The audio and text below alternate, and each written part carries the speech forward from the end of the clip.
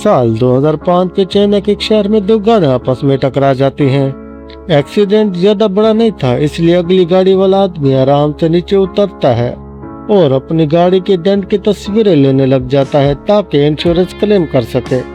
इतने में पीछे वाली गाड़ी का ड्राइवर भी बाहर आ जाता है। वो अजीब किस्म के सवाल पूछ रहा था, लेकिन सामने वाला आदमी ज्यादा ध्यान नहीं देता। फिर अचानक वो शख्स चाकू निकालता है और इस आदमी पर हमला कर देता है। सब कुछ इतना जल्दी होता है कि बेचारे को संभलने का मौका भी नहीं मिलता, वो मारा जाता है।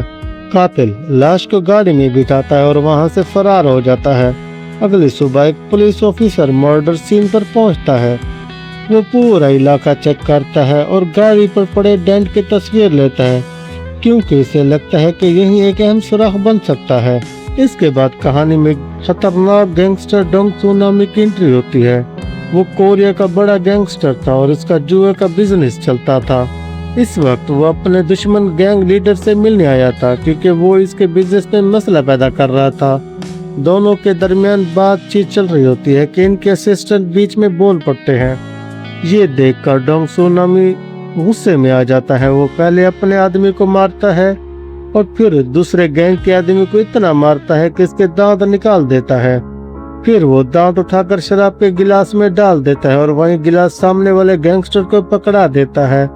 डर के मारे वो आदमी वहीं शराब पी लेता है और फौरन डील मान लेता है। दूसरी तरफ पुलिस स्टेशन में एक नौजवान ऑफिसर अपने सीनियर को बताता है कि हालिया कत्लों का तरीका एक जैसा है, इसलिए इसे शक है कि शहर में कोई सीरियल किलर मौजूद है। लेकिन इसके सीनियर इसकी बात सुनकर हंस देते हैं और कहते हैं कि ज्यादा हॉलीवुड फिल्में देखना बंद कर दो।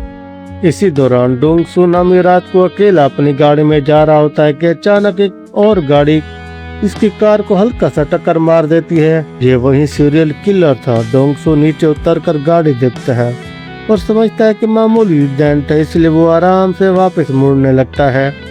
लेकिन कातिल तो हमला करने आया था। वो अचानक चाकू लेकर डोंग सू पर चिपट पड़ता है, मगर इस बार इसकी किस्मत खराब थी, क्योंकि इसे अंदाजा नहीं था वो किससे टकरा गया है। डोंग सू फौरन इसका मुकाबला करता है और इसे जोरदार मुक्का मारने शुरू कर देता है। कातिल मुसलसल चाकू चलाता रहता है, लेकिन आखिरकार डोंग सू इसी के हाथ से चाकू छीन लेता है और उल्टा इसी पर हमला कर देता है। अब किलर समझ चुका था कि डोंग सू को मारना इसके बस की बात नहीं। वो खुद भी बुरी तरह जख्मी हो चुका था, इसलिए जान बचाने के लिए इसने अपनी गाड़ी डोंग सू पर चढ़ाई और वहां से भाग गया। डोंग सू को अस्पताल पहुंचा दिया गया, जबकि दूसरी तरफ किलर किसी सुनसान जगह पर जाकर अपने जख्मों का इलाज कर रहा था।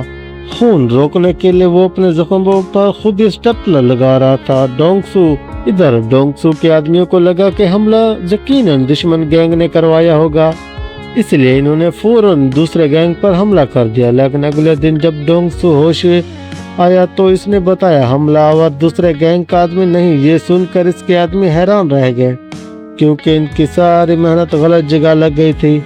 दूसरी तरफ किलर पुलिस से बचने के लिए अपनी गाड़ी वहीं छोड़ देता है और हुलिया बदलने निकल पड़ता है। रास्ते में वो एक आदमी को मार देता है और इसके कपड़े पहन लेता है ताकि कोई इसे पहचान न सके।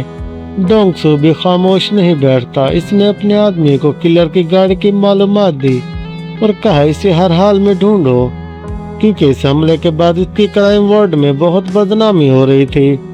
इसी दौरान पुलिस ऑफिसर ताइत्सू डोंग सू से मिलने आता है।